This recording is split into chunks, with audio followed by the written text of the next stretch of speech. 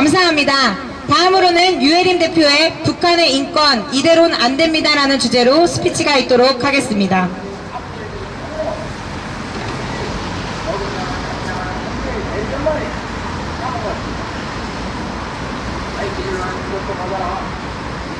먼저 다같이 구호 한번 외치고 시작하도록 하겠습니다. 제가 선창하면 마지막 말을 여러분이 함께 뒤에 3번 힘있게 외쳐주시길 부탁드립니다. 기본적 인권마저 박탈하는 집단 수용 북한의 인권, 여기에 우리가 침묵하면 안 됩니다.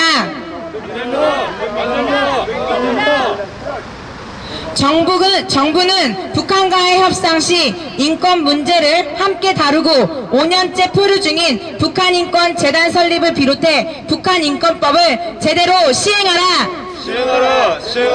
시행하라! 감사합니다. 북한 인권 상황이 말이 아닙니다. 20여만 명의 정치범들이 특별 독재 대상 구역에 수용되어 일반 사회와는 분리, 고립된 생활을 시키며 고문, 강제 노동, 구타 등을 당하고 있습니다. 그들은 매일 10시간 넘게 무보수, 강제 노동을 해야 하며 밤에는 의무적으로 2시간 이상씩 자기 비판을 위주로 사상 개조를 위한 학습을 받는다니 어찌 세상에 이런 일이 있을 수 있습니까? 기본적 인권마저 박탈하는 집단 수용 북한의 인권, 여기에 우리는 침묵하면 안 됩니다. 수용자들은 구역 안에서 매일 10시간 이상씩 무보수 강제 노동을 해야 하며 밤에는 의무적으로 2시간 이상씩 자기 비판을 위주로 한 사상 개조를 위한 학습을 받습니다. 작업과 학습 시간을 제외하고는 2명 이상이 모여서 다니지 못하게 철저히 통제하고 수용자로 위장한 정보원들을 잔입시켜 수용자들의 행동 하나하나를 감시하며 작업을 게을리하거나 반당 의사를 버리지 못하는 자, 탈출을 기도하려는 자들을 색출하여 수용자들이 보는 앞에서 공개 처형을 합니다. 나만의 성경책을 소지했다가 간첩으로 몰려 수감되었던 한 탈북자는 수용소에서 만난 250명 중 80명이 굶어 죽거나 탈출하다가 붙잡혀 공개 처형됐다고 증언하였습니다. 특히 정치범 수용소에서는 고문과 처벌이 더 잔약하고 비인간적입니다. 죄수들에게는 먹을 것을 주지 않고 고문하는 것이 일상이며 여자 죄수들은 성폭행의 대상입니다. 정치범 수용소 죄수들은 거의 모두가 다 그곳에서 죽게 되어 있습니다. 탈북자들의 입을 통해 전달된 북한 전거리 교화소의 참상을 나눕니다. 교화소에서 탈출하다 붙잡힌 수감자는 트럭에 밧줄로 목을 매달아 개처럼 끌고 다녔다. 중국인과 탈북 여성 사이에서 태어난 아기는 군홧발로 밟혀 죽었다. 이런 내용의 보고서가 공개되었습니다. 보고서에 따르면 교화소 수감자는 한 끼에 100g 미만의 식사를 제공받으며 이마저도 앉았다 일어났다를 100번 넘게 한 뒤에 먹을 수 있다고 합니다. 또한 북한은 정치범 수용소 수감자들을 대상으로 화학 무기 생체 실험을 합니다. 북한의 22 정치범 수용소에 근무했던 탈북자 권혁 씨는 기술자들이 건강한 수감자들을 유리병 안에 들어가게 한 뒤 가스를 투입하고 이들이 죽어가는 과정을 관찰했다고 증언했습니다. 자, 그럼 대한민국의 입장과 정책 방향은 어떠했을까요? 우리 정부는 아카일로에 있는 북한 인권 상황을 북한 체제 내부 문제에 간섭하고 자극한다는 등의 이유로 매우 소극적인 태도를 보여왔습니다. 북한 인권 문제 언급을 회피해온 한국 정부의 태도는 변함이 없습니다. 한국 정부는 최소한 정치범 수용소 문제나 굶어 죽는 문제에 대해서 북한에 할 말을 하고 도울 것이 있으면 적극 도와야 할 것입니다.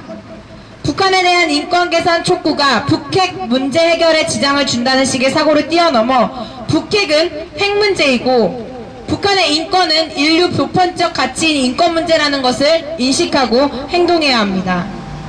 미국은 북한의 인권 문제를 강력히 거론하고 있지만 이와는 관계없이 북한은 미국과 핵 문제 해결 등 관계를 증진시키고 있습니다. 우리 대북 정책의 최종 목표는 같은 민족으로서 인류가 누리는 인권과 자유를 함께 누리면서 살자는 것입니다. 우리가 남북관계 개선을 중시하는 것도 결국 북한 동포들이 더 나은 환경에서 인권을 존중받으며 살 수 있도록 하자는 겁니다. 정부는 그동안 유엔 인권회의에서 북한 인권 관련 결의안 표건에 불참하거나 기권했습니다. 정부가 인권 결의안에 찬성하면 북한 대화에 장애가 된다고 생각하는 것은 잘못된 것입니다. 대의에 따라 인류의 표본 가치인 인권의 편에 서면 국제사회와 어깨를 나란히 하고 튼튼한 국제 공조 속에서 문제를 풀어나갈 수 있을 것입니다. 북한 인권 문제에 침묵한다고 해서 대북 교섭력이 커지는 것도 아닙니다. 오히려 한국 정부는 무시해도 좋을 만만한 상대로 취급당하고 북한 내 강경파의 입지만 크게 키워주게 됩니다. 더욱 중요한 것은 북한 주민들이 인권을 탄압하는 김정은 체제를 지원하는 한국 정부에 대한 실망을 불러일으켜 한국 정부를 증오하게 된다는 것입니다. 그렇다면 우리는 어떻게 해야 할까요? 2016년 여야 212명의 국회의원들로 통과된 북한 인권법은 북한 주민들의 인권 증진과 관련된 연구 및 정책 개발을 위한 북한 인권 재단 출범을 명시하고 있지만 여당과 정부 몫의 이사가 추천되지 못해 출범하지 못하고 있는 상황입니다. 정부는 북한과의 협상 시 인권 문제를 함께 다루어야 하며 5년째 표류 중인 북한 인권 재단 설립을 비롯해 북한 인권법을 제대로 시행해야 합니다. 그럴 수 있도록 외치고 열심히 달리는 김석기 국민의힘 국회 외교통일위원회 간사님, 그리고 태영호 국회의원님, 김기현 국회의원님, 지성호 국회의원님, 이렇게 국민의힘 위통위원님들을 지지하고 지원하며 힘을 더하여 주어야 합니다. 또한 하나님의 형상을 따라 지음받은 존귀한 북한 주민들이 한 사람으로서 받아야 하는 권리를 참혹하게 유린당하는 상황과 탈북자들이 타국에서 겪는 아픈 상황을 아뢰며 기도해야 합니다. 함께 기도하였으면 좋겠습니다. 이 백성은 내가 나를 위하여 지었나니 나를 찬송하게 하려 함이라. 이사야 43장 21절. 하나님, 북한의 백성들로 하나님을 찬송하게 하실 그날을 기대합니다. 이사야에게 내가 눈먼 자들의 눈을 밝히며 갇힌 자를 감옥에서 이끌어내며 흑암에 앉은 자를 감당해서 나오게 하리라 말씀하신 것처럼 하나님이 창조하신 북한 주민들이 가혹하게 당하는 인권 유린에서 노임을 받아 은혜의 빛 가운데로 나아오게 하여 주옵소서. 예수님의 이름으로 기도합니다. 아멘.